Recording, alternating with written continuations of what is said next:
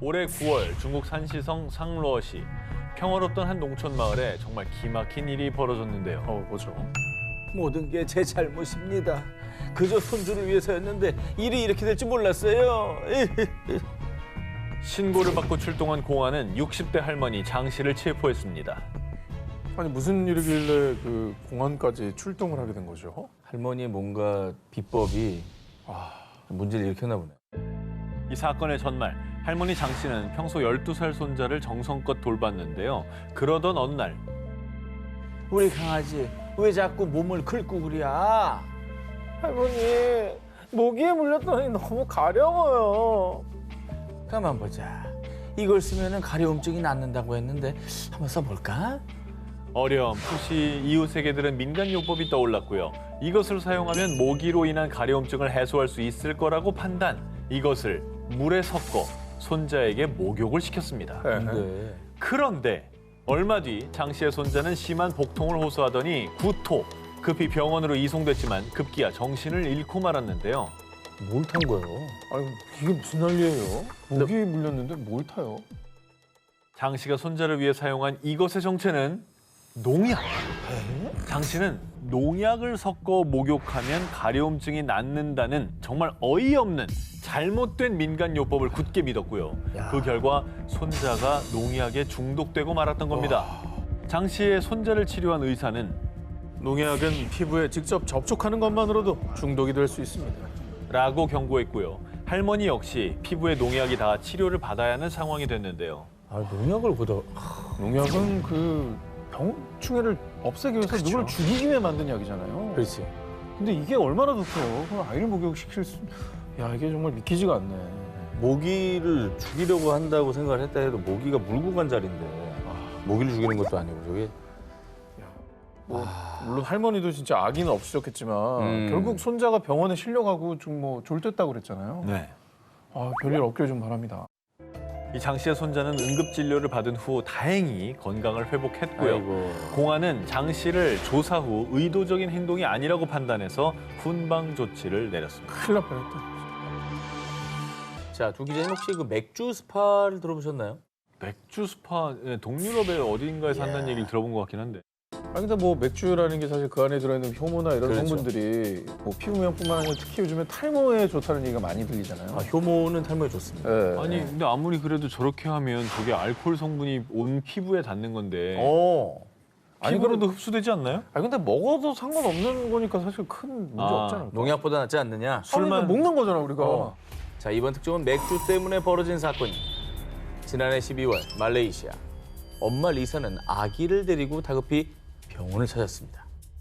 당시 아기는 심각한 피부 발진에 피부 표피도 거의 벗겨진 상태로 매우 위독한 상황이었어요. 이게 뭐 성인이 아니라 아기면 또 얘가 다르죠. 피부가 너무 약하잖아요. 지금 딱 봐도 완전히 돌도 안 지난 완전히 그냥 갓난애기죠? 신생아예요.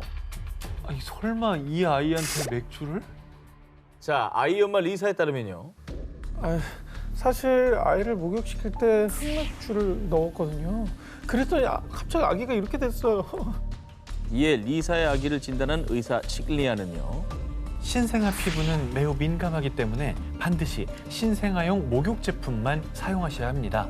라며 흑맥주는 피부염증과 세균 감염을 일으킬 수 있으며 흑맥주 속의 알코올 성분이 연한 아기의 피부 속으로 흡수돼 심각한 경우 알코올 중독을 일으킬 수 있다고 지적했습니다.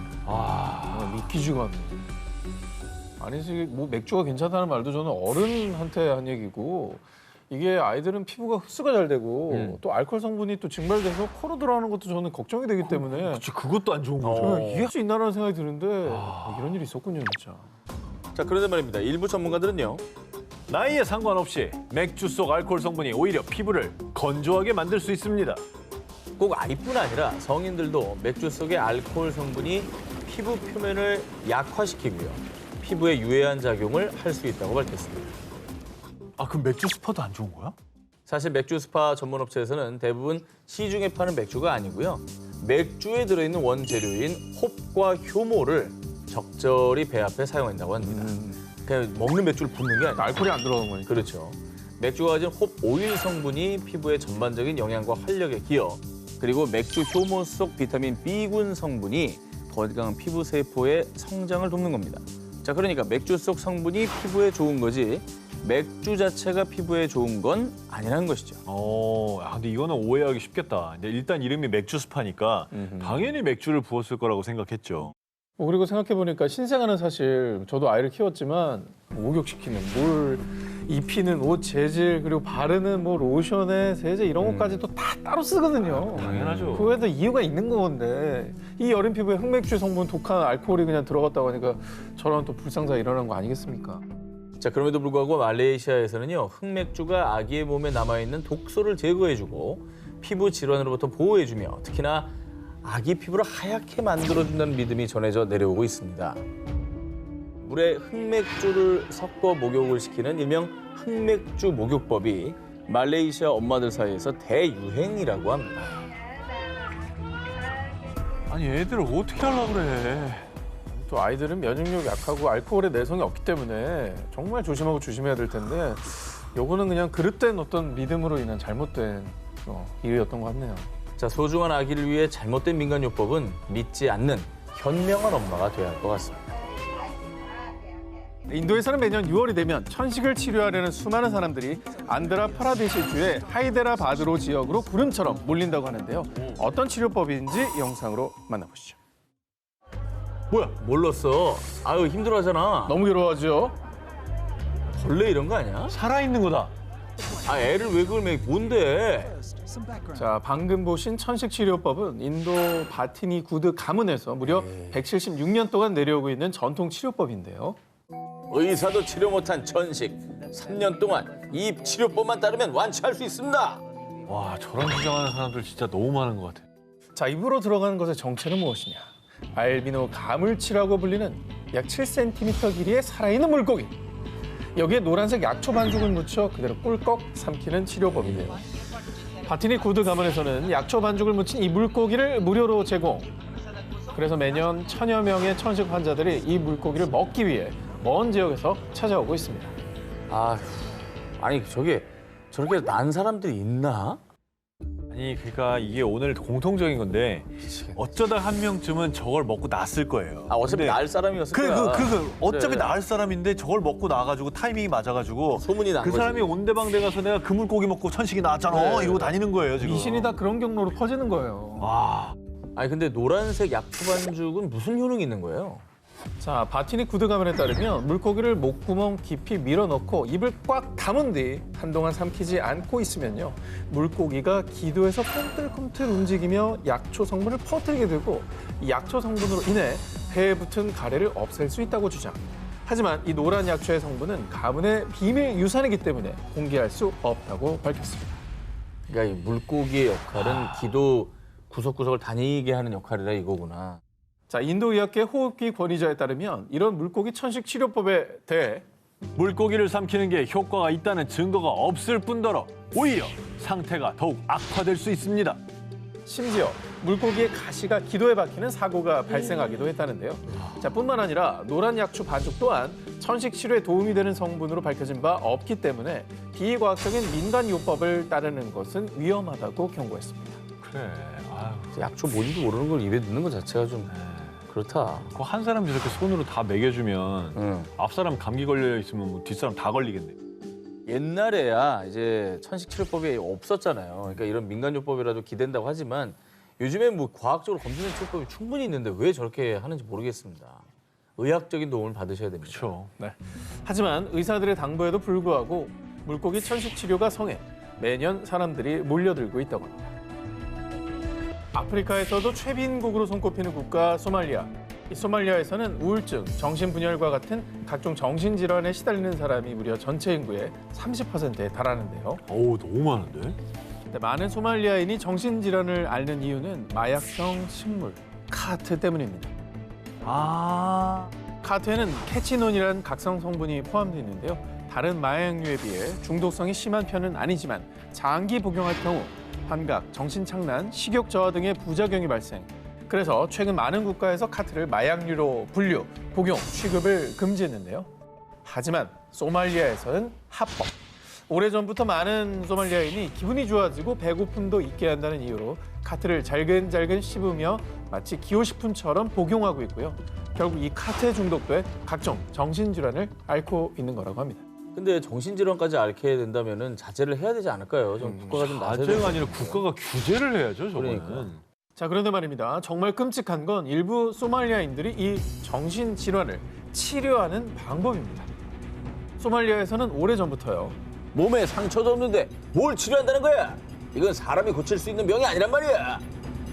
정신질환을 현대의학으로 치료할 수 있는 게 아니라 악령에 쓰인 거라고 믿고 있는데요.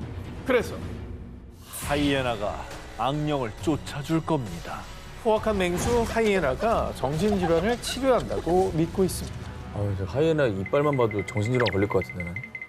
자, 소말리아에서는 하이에나가 있는 좁은 우리 안에 정신질환자를 가두고 하이에나에게 공격당하도록 방치. 어? 이때 하이에나가 심하게 공격할수록 더 강력한 악령에 씌인 거라 믿는데요. 자, 그러고 난 다음 날 그 사람이 살아있으면 악령이 퇴치되는 것으로 믿는다고 합니다. 이거는 살인 아니에요? 아유, 뭐야 여기. 아우, 진짜. 하이에나는 사실 굉장히 포악하고 되게 굉장히 위험하잖아요. 이거는 전혀 환자를 치료하는 방법이 아닙니다. 그냥 이 환자를 보호하는 게 힘드니까 그냥 죽이겠다라고 하는 방법인 거지. 그렇게밖에 해석할 수 없게 없죠. 네, 이거는 너무 나쁜데. 실제로 소말리아에서는 이 위험천만한 하이에나 의사로 인해 연간 17만 명이 사망. 정신질환 치료에 대한 소말리아인들의 인식을 바꾸기 위해 많은 의사들이 노력하고 있지만 안타깝게도 이게 쉽지 않은 실정이라고 합니다. 아, 진짜 황당하다. 진짜 역대급으로 황당하다. 아무튼 국가 차원에서 이런 위험한 민간요법은 금지해야 됩니다. 그리고 정신질환 치료 시스템을 마련하고 인식 개선하고 이런 노력을 해 나가야 돼요. 오래 걸릴 거예요, 이거. 2019년 5월 몽골 바양울기. 평화롭던 이곳이 순식간에 아수라장으로 바뀌는 사건이 발생했는데요. 세계보건기구 WHO는 바양울기 지역에 격리 및 검역 조치를 즉각 시행. 이 때문에 약 118명의 관광객은 격리된 채 역학조사를 받았고요. 항생제를 투여받아야 했습니다. 뿐만 아니라 당시 주민들은 외출도 하지 못하고 집안에서 두려움에 떠는 등 도시 전체가 비상 상황에 놓였습니다. 자, 2019년 5월이면 코로나19 팬데믹 전이잖아요. 혹시 여기에 다른 감염병이 유행을 한 건가요? 수많은 사람이 공포했던 이유, 14세기 약 5천만 명의 목숨을 앗아간 일명 검은 죽음의 병, 흑사병 때문입니다. 어머. 항생제가 발명되기 전 치사율이 무려 95%에 달했던 이 무시무시한 흑사병은요.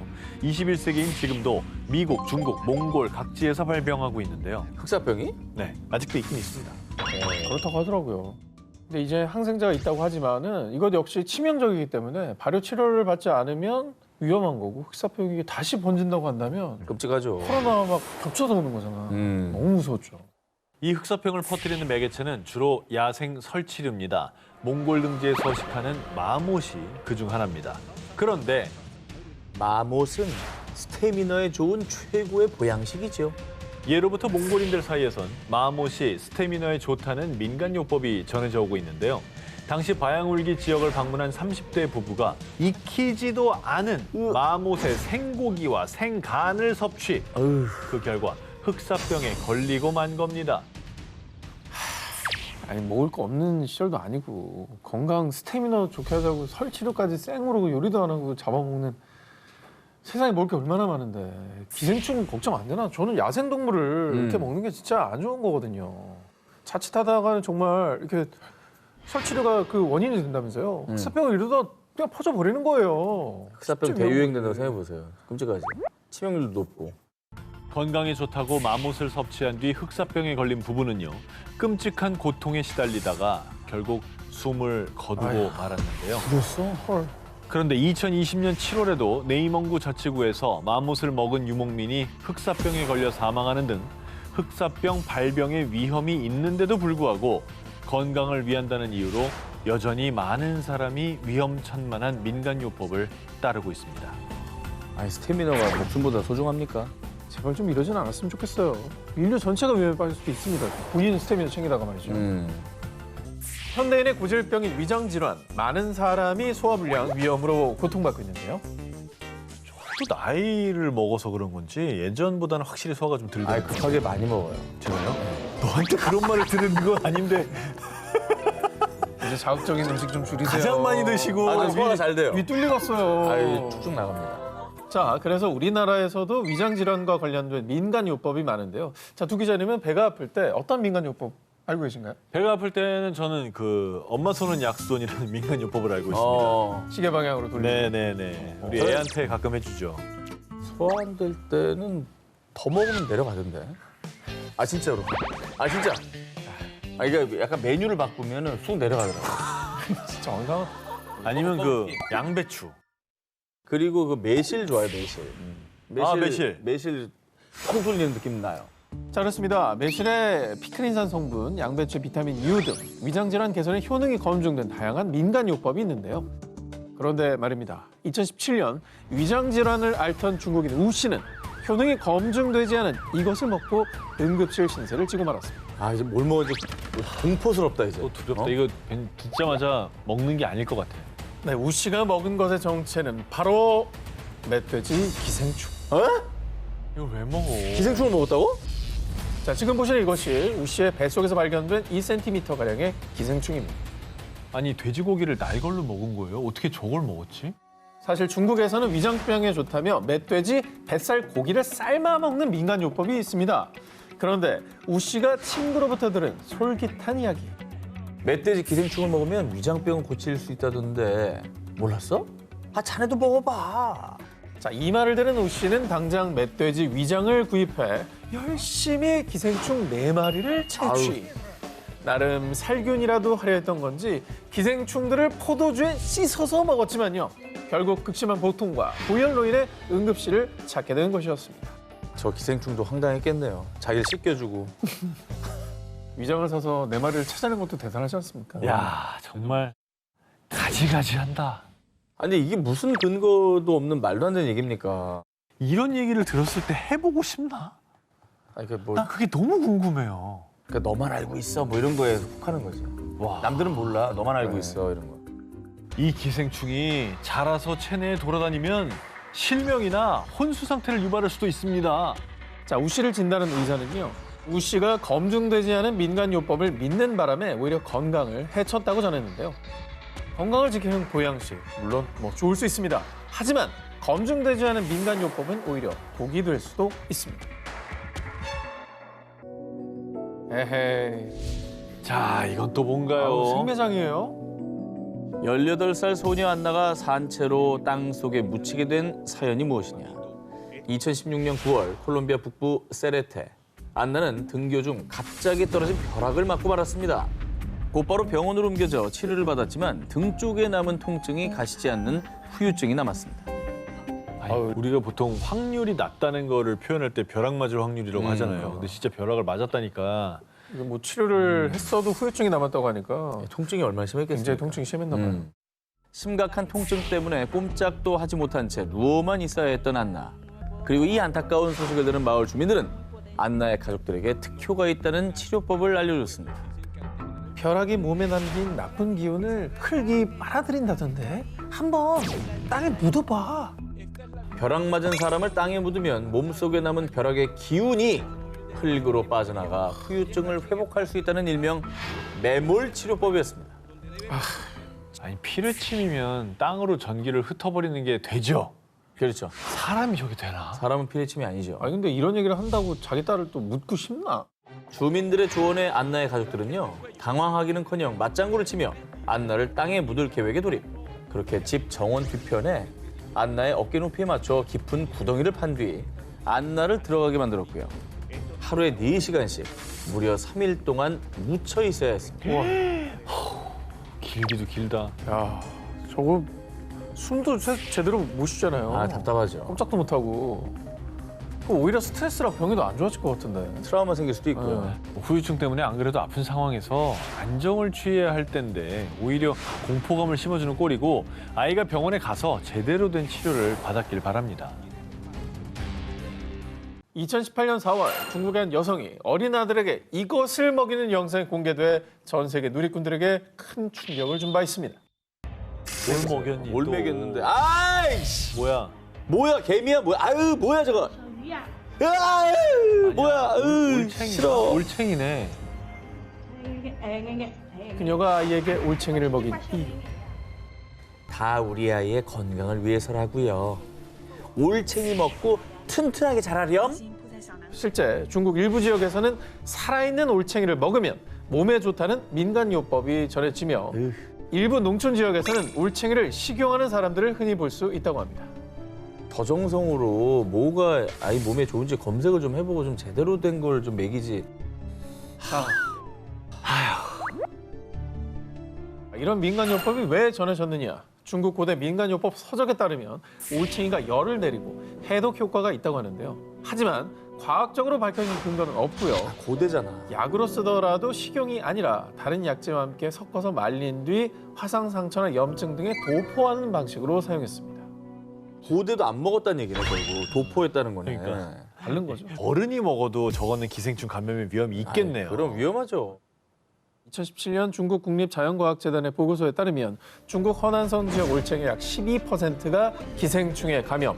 그리고 살아있는 올챙이나 뱀, 개구리 등을 잘못 먹으면 스파르가눔증에 감염될 수 있다고 하는데요. 스파르가눔증은 기생충이 몸 안에 염증을 유발하고 뇌에 침투했을 때는 간질 발작과 두통 유발, 심하면 생명도 위협할 만큼 인체에 치명적인 질병이라고 합니다.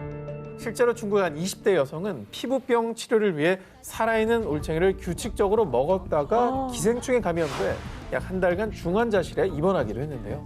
때문에 중국 국립자연과학재단은 살아있는 올챙이를 먹는 건 되려 몸에 위험할 수 있으니 올챙이를 먹는 습관을 버려야 한다며 경고했습니다.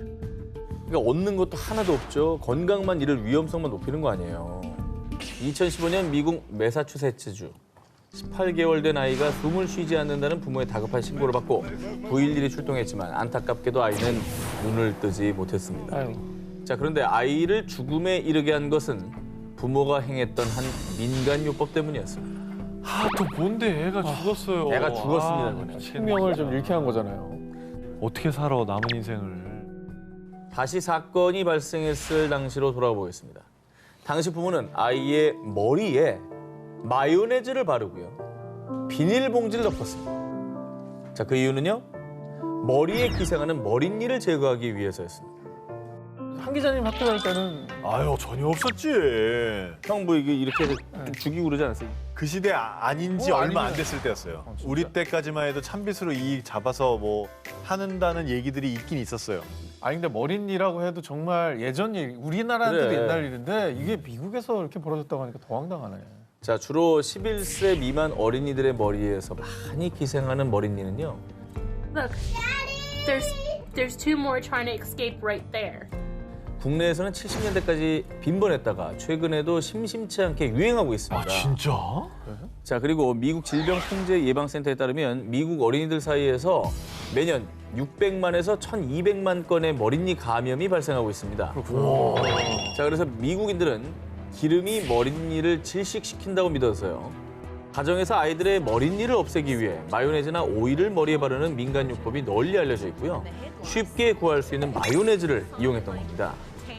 자, 그리고 앞서 사망한 18개월 아이의 부모 역시 이 민간요법으로 머릿니를 잡으려다 그만 잠결에 비닐이 아이의 얼굴을 덮으며 안타까운 비극이 벌어지고 만 것입니다. 호흡곤란으로. 호흡곤란, 숨이 막힌 거죠. 아유.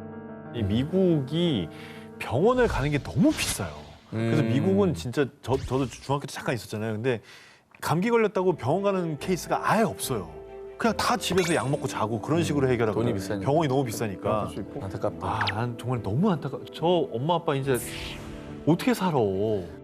미국에서 머릿니 퇴치를 위한 마요네즈 민간요법이 성행하자 미국 질병예방통제센터에서는요. 마요네즈, 올리브오일, 마가린, 버터로 머릿니를 질식시키는 게 효과적인 치료법인지 명확한 과학적 증거가 없습니다라고 밝히기까지 했습니다. 그리고 의사들은 머릿니 치료를 위해서는 약국에서 쉽게 구할 수 있는 머릿니 전용 의약품 혹은 처방받은 의료용 샴푸를 이용할 것을 당부했습니다. 야 근데 이런 민간요법이 성행을 하고 사고까지 이어졌다고 하니까 저렇게 정부 기관까지 나서서 경고할 정도면 야 이게 굉장히 많이 퍼진 얘기라는 거잖아요. 그렇죠. 정말 이해 안 되네.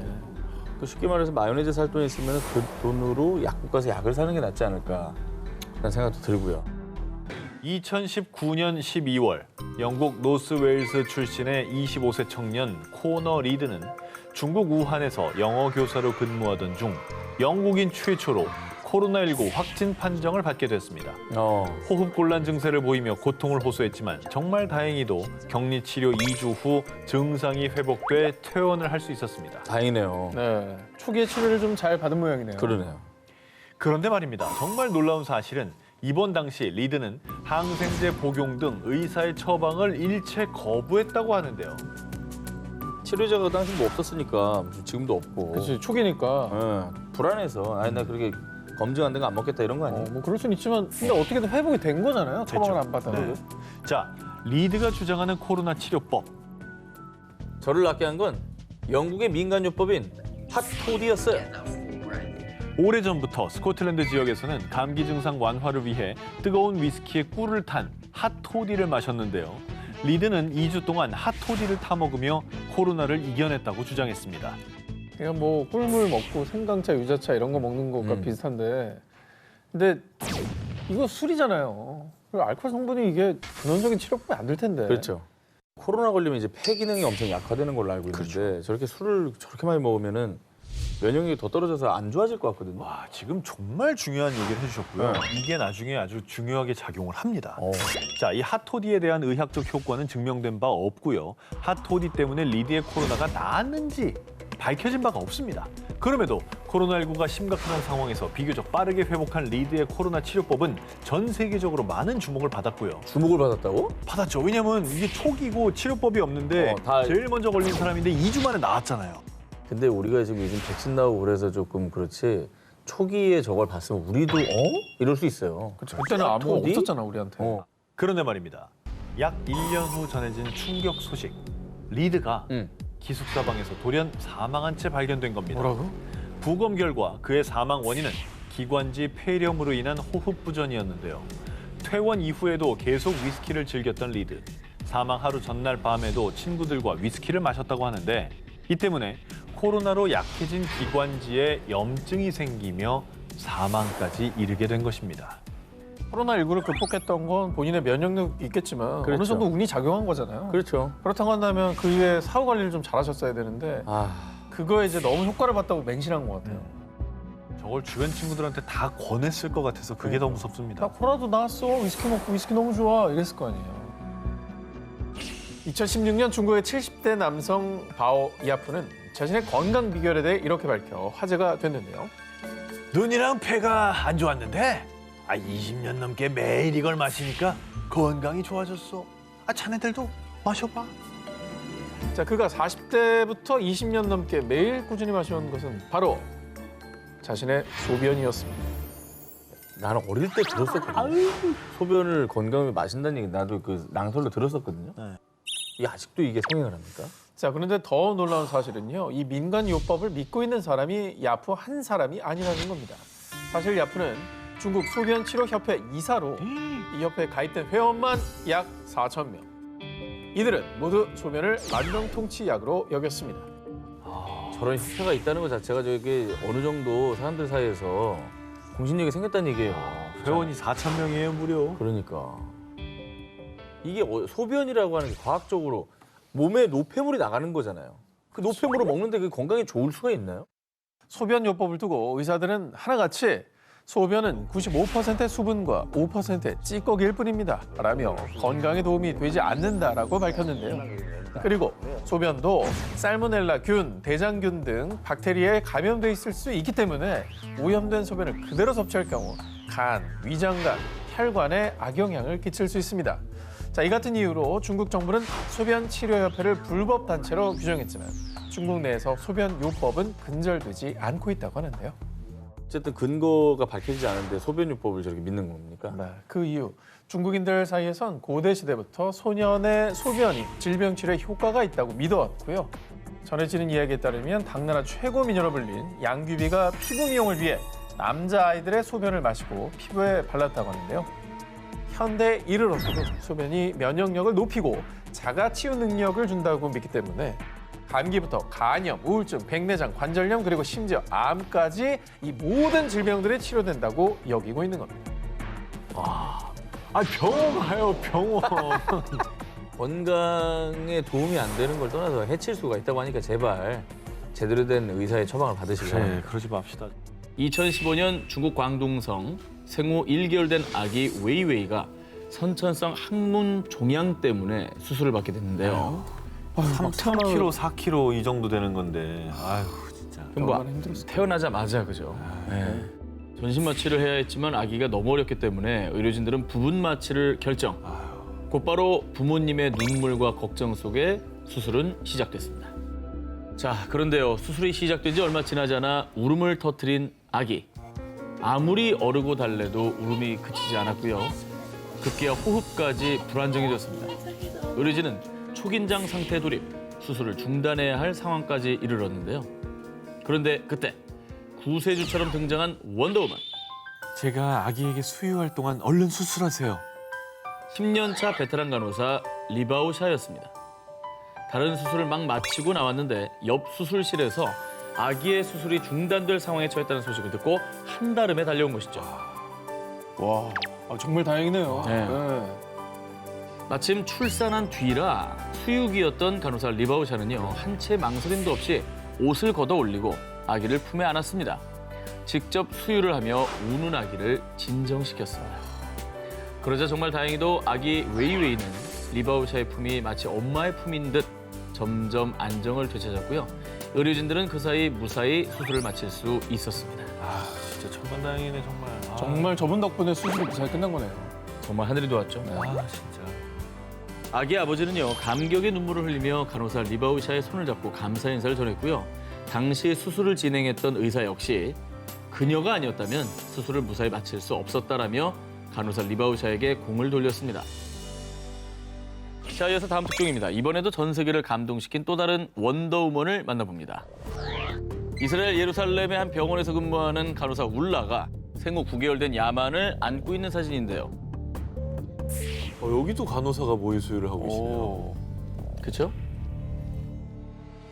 당시 야만의 가족들은 예루살렘의 중부 엔케렘에서 차를 타고 가다가 그만 장갑차와 충돌하는 사고를 당했는데요.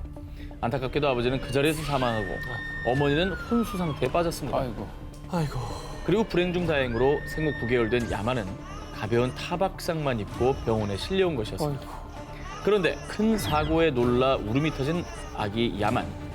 소식을 듣고 한달음에 달려온 야만의 고모가 야만을 달래려 젖병을 물렸지만 도통 울음을 그치지 않았습니다. 그래서 야만의 고모는 주변에 도움을 요청했는데요. 그때 혹시 괜찮다면 제가 야만에게 수유를 해도 될까요? 마침 출산을 한 뒤라 수유기였던 간호사 울라.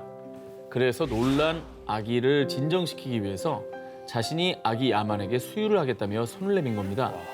그리고 간호사 울라는 야만이 응급실에 머문 7시간 동안 야만이 울 때마다 계속 수유를 해주었다고 합니다. 그렇게 울음 터진 애기들은 그 이가 아직 나지 않은 잇몸으로 씹어요. 그래서 피가 나요. 정말 아프거든요. 근데 그거를 자기 애도 아닌데 저렇게 몇 시간 동안이나 안고서는 애가 울 때마다 먹인 거는 정말 너무너무 감동적인 거예요, 저게. 저분의 희생이 진짜 큰 거예요. 어떻게 보면 남인데, 그죠? 완전 남이죠, 사실은. 모유 수유를 한 간호사 울라의 따뜻한 배려에 전 세계인이 더 감동한 이유가 있습니다. 간호사 울라는 유대계인 이스라엘인이고 아기 야만은 이슬람계인 팔레스타인인이었기 때문입니다. 사진에 한 분만 히잡을 쓰셔서 혹시나 했는데 진짜 그랬군요. 또 아예 다른 상황이었어요. 네. 아시다시피 두 나라는 수십 년간 종교 및 영토 분쟁으로 갈등을 겪어오면서 수차례 중동 전쟁이 발발. 지금도 민족 간의 갈등이 골이 깊은 상황이죠. 그런데 그럼에도 불구하고 이 갈등의 벽을 넘어서 아름다운 희생 정신을 보여준 것에 전 세계인들이 감동을 한 것입니다. 그리고 간호사 울라는요. 민족에 상관없이 이 세상에 어떤 어머니라도 저처럼 행동했을 거예요. 아, 감동적이네. 멋진 분이네, 정말. 네. 진짜 좋은 말이다. 그렇죠. 사람들의 몸과 마음을 모두 치료해준 간호사들, 이런 분들이 있기에 이 세상은 오늘보다 내일이 더 아름다울 것입니다. 2016년 6월 11일 미국 펜실베니아주의 피츠버그, 24살 여성 줄리에는 설렘과 행복에 가득 차 있었습니다. 드레스도 너무 마음에 들고 내 생에 이런 날이 오다니 너무 행복해. 바로 그녀의 결혼식 날이었기 때문이죠. 결혼이야말로 정말 인생의 새로운 시작점 아니겠습니까? 그럼요. 또 얼마나 두근거리고 행복했겠어요. 저때 설렘들 다 알고 있겠네요. 아유, 저 표정 봐요, 사진에. 네. 얼마나 좋은가. 네. 순백의 웨딩드레스를 입은 그녀의 모습은 마치 여신처럼 눈부셨죠. 사람들의 축복 속에 결혼식을 올린 줄리에. 그리고는 세상에서 가장 행복한 기분으로 신랑과 함께 피로연이 준비된 호텔로 향했는데요. 자, 그런데 거기 누구 없어요? 제발 도와주세요. 어디선가 비명소리와 함께 누군가 도움을 요청하는 다급한 목소리가 들린 겁니다. 어? 왜 무슨 그렇죠? 일이에요? 놀란 신부 줄리에는 일단 신랑과 함께 목소리가 들리는 곳으로 향했습니다. 그곳에서 줄리에가 목격한 것은 쓰러져 있는 한 여성. 당시 주변에 있던 사람들은요, 여성이 맥박이 뛰지 않는 것 같다고 했지만 속수무책, 다들 발만 동동 구르고 있었습니다. 응급 환자가 이제 발생한 거군요. 그렇죠. 아유. 자, 그런데 이때 다들 비키세요. 제가 할게요. 줄리에는 쓰러진 여성의 호흡을 확인한 뒤 바로 심폐소생술을 시작했습니다. 진짜 웨딩드레스 입고 있구나. 그렇죠? 옷 갈아입을 뭐 정신이 어디 있습니까? 진짜 위급한 상황이었나 보네. 그렇죠. 야, 그런 동안 그녀의 새하얀 웨딩드레스는 바닥에 쓸려 더러워지고 얼굴은 땀범벅이 돼 메이크업이 다 번졌지만요. 그러나 신부 줄리에는 전혀 개의치 않았습니다. 오직 쓰러진 여성을 살려내기 위해 심폐소생술에만 집중했습니다. 그리고 그 사이 구급차가 도착을 했습니다. 천만다행히도 신부 줄리에의 빠른 응급처치 덕분에 쓰러진 여성은 무사할 수가 있었다고 합니다. 아, 진짜 다행이다. 정말 다행입니다. 이게 다 속수무책으로 막 손 놓고 있는 상황에서 이 신부가 CPR을 할 줄 알았나 보네요. 그랬네. 네. 아니 신부가 뭐 의사나 간호사나 뭐 응급 구조요원이나 이런 사람이었어요? 그렇습니다. 사실 신부 줄리에의 직업은 간호사였습니다.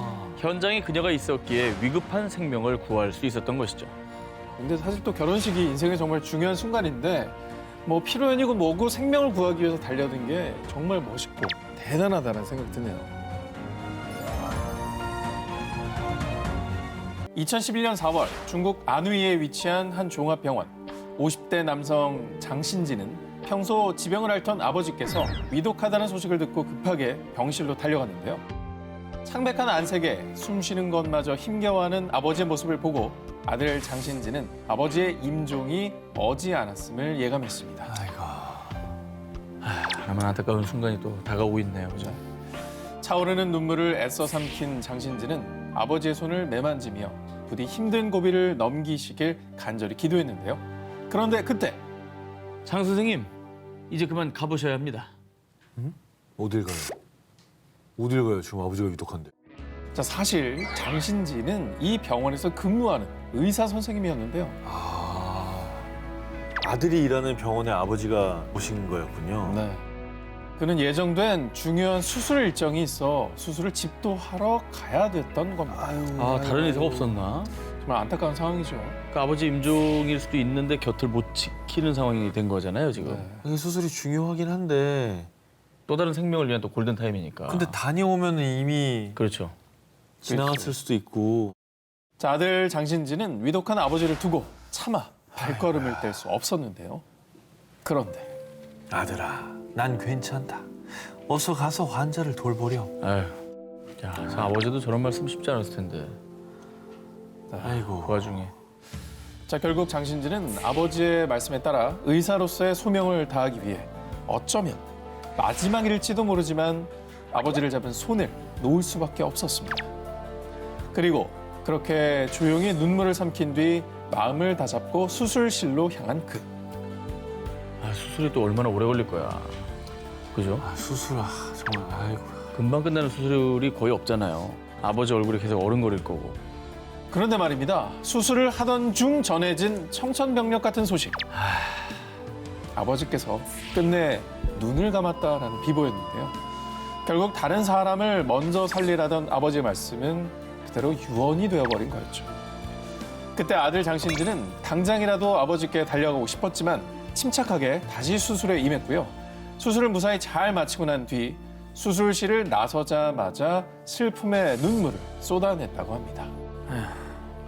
아버지도 뭐 하늘나라에서 아들을 대견스럽게 생각하시고 흐뭇하게 미소를 지으실 것 같습니다. 이후 아들 장신지는요. 아버지의 임종을 지키지 못해 너무 죄송하지만 저는 의사이며 환자의 생명을 구하는 것도 중요했습니다. 라고 심경을 밝혔다고 합니다. 미국 캘리포니아 한 남성이 매일같이 의문의 가방을 든 채 거리에 노숙인들을 만나러 갑니다. 그리곤 이렇게 말을 건넨다는데요. 제가 당신의 강아지를 좀 살펴봐도 될까요? 자, 이 남자의 정체는요, 바로 노숙인들의 반려동물을 무료로 진료해주는 일명 거리의 수의사인데요. 그렇죠. 노숙인이 병원 갈 뭐 엄두가 안 나겠죠. 본인도 못 없고. 챙기는데. 네. 노숙인들 돕는다는 얘기 많이 들어봤지만 노숙인의 반려동물 생각을 아예 못했네. 그 생각은 전혀 못했네요, 정말. 20년 넘게 동물들을 진료해온 수의사 스튜어트 관. 그는 주말이면 병원이 아닌 거리로 출근을 해서요. 반려동물을 키우지만 형편이 어려워 동물병원을 찾지 못하는 노숙인들을 찾아다니면서요. 반려동물의 상태도 봐주고 예방접종에 간식까지 무료로 제공하고 있다고 합니다. 아, 진짜 천사다. 너무너무 고맙겠네요, 정말. 진짜 천사야. 아, 노숙인들에게 키우고 있는 강아지는 진짜 거의 유일한 가족 아니겠어요? 그렇습니다. 맞아. 그리고 아프면은 마음만 아프지 뭘 해줄 수 있는 게 없잖아요. 병원 돈이 데려갈 없으니까. 수도 없고. 아, 근데 수의사 이 관 씨는 어떻게 일을 하게 된 거예요? 계기가 있었을 텐데. 자, 그가 거리의 수의사로 나선 이유. 2007년 미국발 세계 금융위기로 미국 경제가 침체기를 맞으면서 노숙인들이 급증하기 시작했는데요. 그런데 이때 노숙인들이 돈이 없어 동고동락하는 반려동물이 아파도 치료를 못해 가슴 아파하자 이를 안타깝게 지켜보던 수의사 콴은 본인이 직접 나서야 되겠다라는 마음을 먹게 된 거죠. 그렇게 2011년부터 거리로 나서기 시작했고요. 자, 9년 동안 그가 무료로 치료해준 반려동물은 무려 400여 마리에 달한다고 합니다. 자, 그래서요, 이 노숙인들은요, 본인들의 가족, 또 반려동물을 무료로 치료해주는 수의사 콴을 보며 당신은 하늘이 보내주신 선물입니다. 라며 늘 감사의 마음을 전한다고 합니다. 아마 그 강아지한테도 그렇지만 그 같이 있는 노숙인들한테도 희망을 줬을 거예요.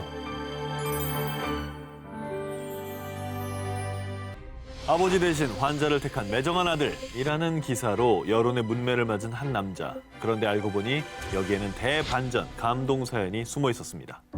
2017년 10월 중국 60대 남성이 극심한 가슴 통증을 호소하며 병원에 입원했는데요. 그런데 자신의 상태가 점점 나빠지자 마지막일지 모르니 제 아들을 좀 불러주세요. 아버지는 아들을 급히 찾았습니다. 그의 아들은 이 병원에서 심혈관 외과 의사로 근무하고 있었는데요. 그러나 아들 웨일리는 아버지를 바로 찾을 수 없었습니다. 그 이유는 정말 중요한 수술을 집도하고 있었기 때문이죠. 아들은 아버지의 위독한 상황을 전해 들었지만 환자의 수술을 포기할 수 없었기에 마음을 가다듬고 수술을 이어갔습니다. 정말 그 마음이 어땠을까? 그러니까요. 그리고 수술을 잘 마친 뒤 곧바로 아버지에게 달려갔는데요. 오랜 기다림 끝에 아들을 만난 아버지는요. 아들아, 내 걱정은 말아라. 네가 해야 할 남은 수술에 집중해서 최선을 다해라. 이 말을 꼭 해주고 싶었다. 그 말씀을 해주시기 위해서 아들을 찾으셨나 봐요. 의사로서의 본분에 충실해라 이런 말씀을 전하기 위해서. 그렇게 아버지는 다른 수술실로 또 아들 웨일리는 남은 수술을 집도하기 위해 자신의 환자들이 기다리는 수술실로 발걸음을 옮겼습니다. 그리고 아버지의 뜻깊은 조언을 들은 아들 웨일리는 아버지의 뜻을 새기며 수술에 또 집중했습니다. 그렇게 중대한 수술을 모두 성공적으로 마친 웨일리. 저희 아버지는 어떻게 되셨어요? 수술은 잘 받으신 건가요?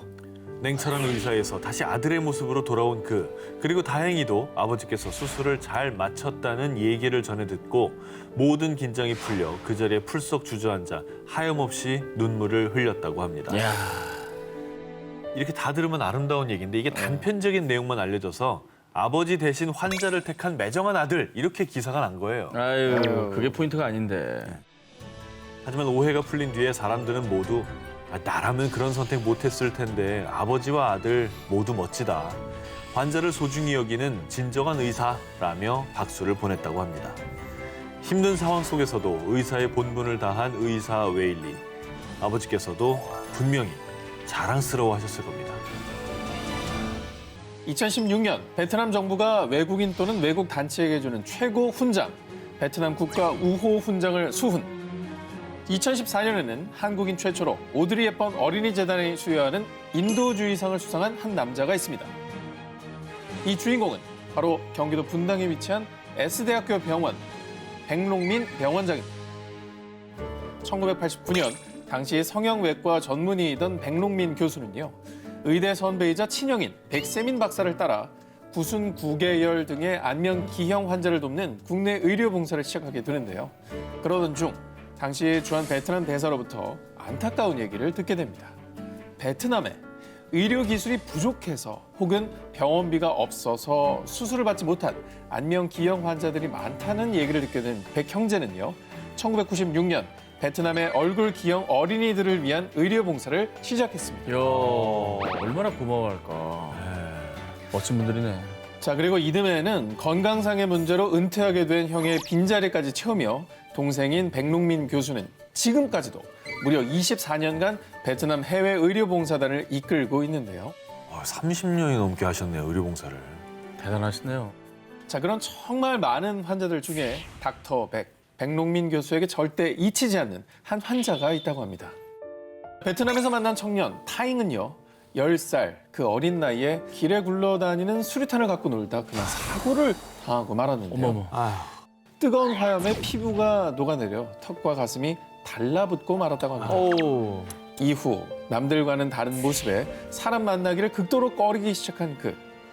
처음에 백 교수를 만났을 때도 눈도 마주치지 않았을 정도였다고 합니다. 얼마나 상처가 많았으면. 마음의 상처가 깊었던 거죠. 하지만 백롱민 교수는 타잉의 마음을 열고 잃어버린 미소를 되찾아주기 위해서요. 그를 직접 한국으로 데려와 무려 6차례 대수술을 진행했고요. 정말 다행히도 성공적으로 수술을 마쳤습니다. 다행이다. 세상에. 저게 되는 거였거든요. 그 이후 약 7년 뒤 의료봉사를 위해 베트남을 찾은 백 교수 앞에 나타난 한 남자. 선생님 덕분에 일도 배우고 저곧 결혼도 해요. 정말 감사합니다. 눈시울을 붉히며 직접 재배한 땅콩을 선물로 건넨 그. 또 직접 재배한 땅콩을 가져오셨네. 자, 이렇게 새 인생을 찾은 타잉을 비롯해 그동안 백 교수의 손길로 웃음을 되찾은 베트남 어린이는 무려 4천여 명에 이른다고 하는데요. 얼굴을 넘어서 이 마음의 상처까지 치유하는 닥터 백. 그의 따스한 손길 덕분에 오늘도 수많은 아이들이 세상에서 가장 아름다운 미소를 짓고 있습니다. 2014년 8월 영국 런던 노스홀트 비행장에 영국 공군의 수송기를 타고 이송된 한 남자. 그는 밀폐된 특수 방호 격리 텐트에 실려 긴급히 병원으로 이송됐는데요. 이 환자 이름은 윌리엄 풀리로요. 그는 서아프리카를 중심으로 전 세계에 창궐한 죽음의 바이러스, 에볼라 바이러스에 감염된 영국인 최초 확진자였습니다. 자, 이 남자의 가슴 찡한 희생 지금부터 들려드리겠습니다. 2014년 에볼라 바이러스는 전 세계적으로 2만 8천여 명이 감염, 그리고 무려 1만 명이 넘는 사람들이 사망했을 정도로 끔찍한 재앙 그 자체였습니다. 그리고 당시 의료진들 역시 에볼라의 공포를 피할 수 없었는데요. 자, 윌리엄 풀리는 에볼라 최대 발병국인 시에라리온에서 의료 봉사 활동 중이던 간호사였습니다. 환자들을 돌보다가 그러면 옮은 거군요. 간호사 풀리는 2014년 7월 당시 시에라리온의 동부 케네마 지역이 에볼라 사태로 심각하다라는 소식을 듣게 됐습니다. 그런데 어딜 간다고? 야, 거기 가면 너도 위험해. 꿈도 꾸지 마. 자, 당연히 주변 사람들의 반대가 극심했는데요. 하지만 간호사 풀리는 에볼라로 고통받는 이들을 치료하기 위해 결국 그 사선에 제 발로 찾아갔습니다. 제 에볼라가 그 당시에는 치사율이 90%인가 뭐 그렇지 않았어요? 저기를 찾아간다는 건 진짜 어마어마한 결정인 거죠. 저걸 알면서도 갔다는 거 아니에요? 당시 에볼라 바이러스는 제대로 된 백신이 없었던 터라 의료진들 역시 그야말로 본인들도 목숨을 걸고 환자를 돌봐야 했는데요. 하지만 두려워하지 않고 죽음의 최전선에서 에볼라와 사투한 풀리. 그리고 그는 예정이 됐었던 3주간의 봉사활동을 마친 뒤에도요. 집으로 돌아가지 않고 봉사활동을 더 이어갔습니다. 근데 이미 그 자기 소임을 다 했잖아요. 그럼 이제 자기 몸도 좀 챙겨야 되지 않았을까요? 네, 그런 생각이 저도 드는데요. 자, 간호사 풀리가 본인의 목숨을 걸고 다시 사선에 뛰어든 이유. 왜요? 바로 당시 그가 있던 곳에서만 하루에도 수십 명의 환자가 피를 흘리며 죽어갔지만요. 환자들을 치료할 의료진은 턱없이 부족했기 때문이죠. 그래서 간호사 풀리는 환자들을 돌보느라 체력도 한계에 이른 극한의 상황이었지만요. 그 환자들을 외면할 수 없어 또다시 의료봉사에 뛰어든 겁니다. 그러다 안타깝게도 방호복이 땀에 흠뻑 젖도록 밤낮 없이 성심껏 환자들을 돌보다 그만 간호사 풀리도 에볼라 바이러스에 감염되고 말았는데 아, 어떡해요? 이후 간호사 풀리는 영국으로 이송돼 치료를 받았는데요. 제 몸이 낫는 대로 다시 아프리카로 가겠습니다. 에? 아니, 또 간다고요? 근데 아무리 의료인이라고 해도 한 번 또 본인이 걸렸는데 낫자마자 또 가기가 쉽지가 않을 텐데. 천만다행히도 그는 완치가 되었고요.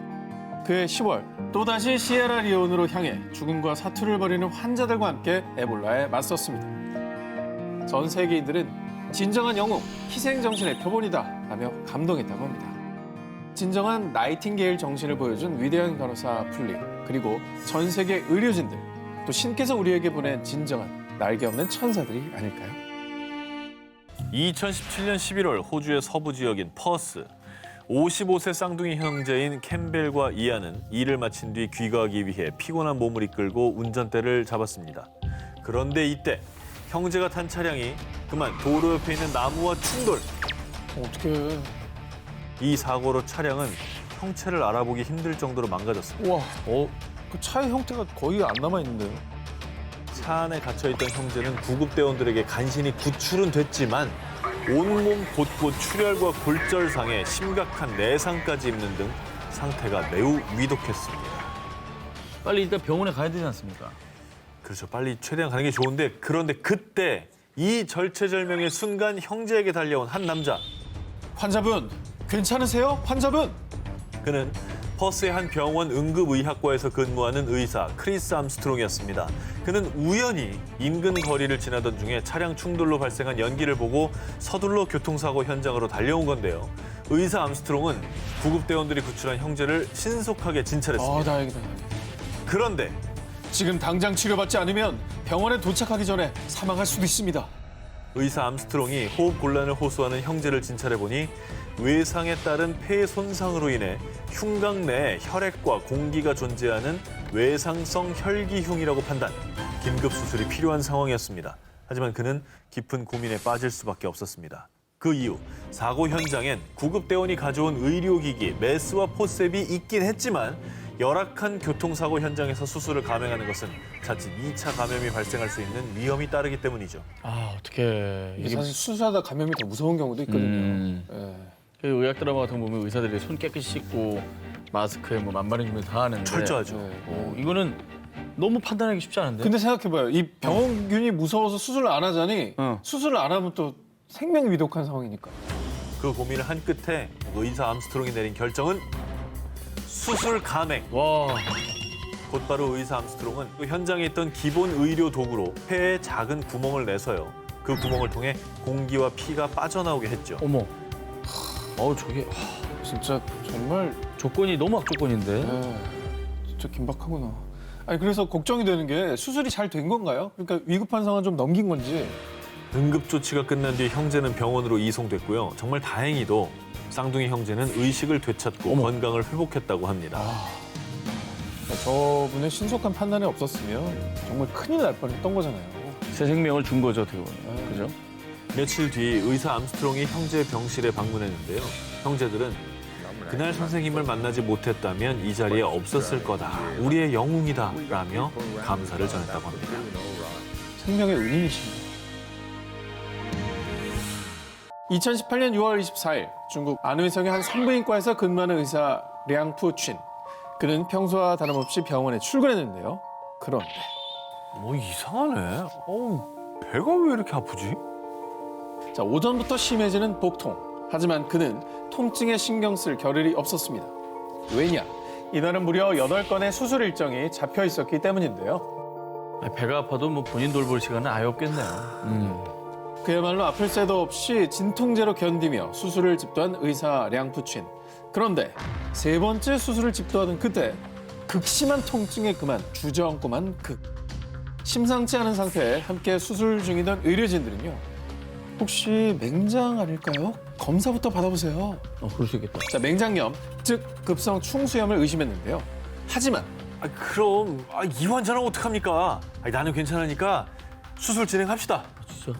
결국 그는 진통제로 견디며 수술을 감행했죠. 그리고 모든 수술을 마치고 나서야 뒤늦게 검사를 받았는데요. 그의 병명은 모두의 우려대로 급성 충수염. 진짜네. 자, 심지어 의사 량푸친이 수술을 받았을 땐 이미 충수가 터져 냉장 주변에 고름이 퍼진 상황으로요. 아우. 긴급 수술을 받지 않으면 정말 최악의 경우엔 목숨까지 잃을 수 있는 위험천만한 상황이었다고 합니다. 와, 저게 어떻게 터질 때까지 참고 수술을 해? 아니 저 고통을 어떻게 참았죠? 사실 전날인 23일에 그가 근무하던 병원에 정전이 발생을 해서요. 많은 중요한 수술들이 밀려 있었던 상황이었다고 합니다. 그런 상황 속에서 더 지체를 했다간 다른 환자들의 생명이 위험할 수도 있는 상황이기 때문에 자, 환자를 외면할 수 없던 의사 량푸치는 환자를 위한 마음 하나로 진통제로도 견디기 힘든 통증을 정신력으로 버텨가며 수술을 집도했던 거죠. 어마어마한 사람이네 정말. 아, 존경스럽네요 진짜. 아, 도대체 진통제를 얼마나 세게 맞아야지 저 상황에서 수술을 할 수 있을까요? 근데 진통제로 안 돼요 저 통증이. 이를 악물고 환자를 위해서 수술을 하신 거죠. 자, 의사 량푸친의 소식을 접한 사람들 역시 그가 진정한 의사다. 그래도 몸 돌봐가면서 수술하세요 선생님이라며 감동의 박수를 보냈다고 합니다. 자신의 몸보다 환자가 우선이었던 의사 량푸친은 이런 말을 남겼습니다. 我们医生生不起病人，如果我们生病了，其实好多病人都在等着。 2016년 6월 늦은 밤 콜롬비아 수도 보고타의 한 병원에 긴급 환자가 수송됐습니다. 아, 이거 두개골 아니에요? 엑스레이 아닌가요? 자, 뭐가 있죠? 뭐가 박혀 있는 모습인데요. 자, 이 긴급 환자는요, 콜롬비아 동부 아라우카주의 군부대에서 근무하던 병사 레안드로 호세 루나입니다. 여느 때처럼 주변을 순찰하던 그런데 바로 그때 정체 모를 물체가 루나를 향해 날아왔고요. 그대로 그의 오른쪽 광대뼈에 박혔습니다. 어머, 저게 얼굴에 박힌 거예요, 저렇게? 뭐야? 자, 루나의 얼굴에 박힌 물체는요, 다름 아닌 유탄. 동료가 실수로 루나를 향해 발사했던 것입니다. 오, 끔찍해. 자, 루나는 곧바로 인근 병원으로 이송됐습니다. 그런데 죄송하지만 저희는 수술할 수가 없습니다.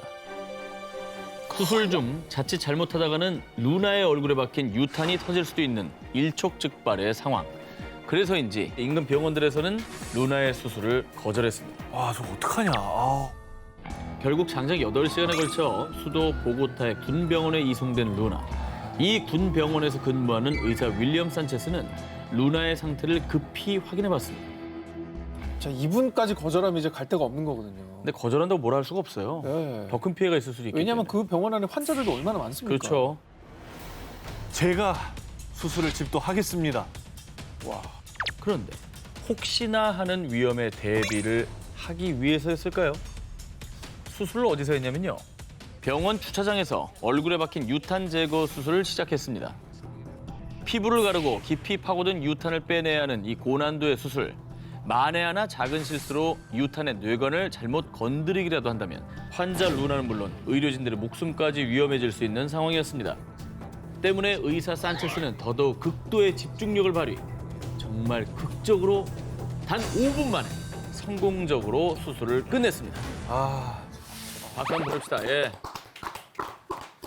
야, 아니, 너무 무섭다. 기사 듣는 동안 약간 식은땀 났어요. 아, 너무 무서워. 긴장돼가지고. 아니, 의사도 사람인데 정말 얼마나 무서웠을 거야. 그렇죠.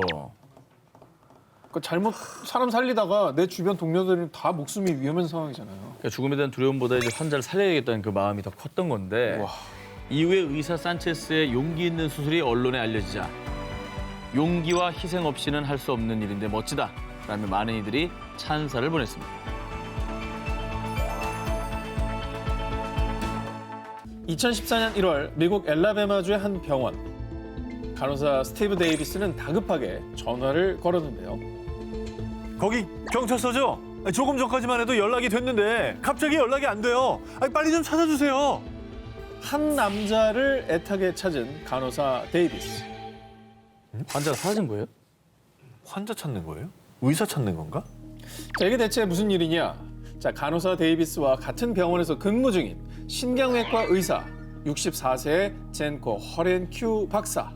자, 그는 몇 시간 전 인근 병원의 요청으로 수술 지원을 나갔다가요. 간호사 데이비스로부터 응급 수술이 필요하다는 긴급 연락을 받고 다시 병원으로 돌아가는 길이었습니다. 그런데 당시 엘라베마주를 강타한 거센 눈보라로 고속도로가 마비. 도로에 갇혀 옴짝달싹 움직일 수 없는 상황이 됐고요. 못 가 저거.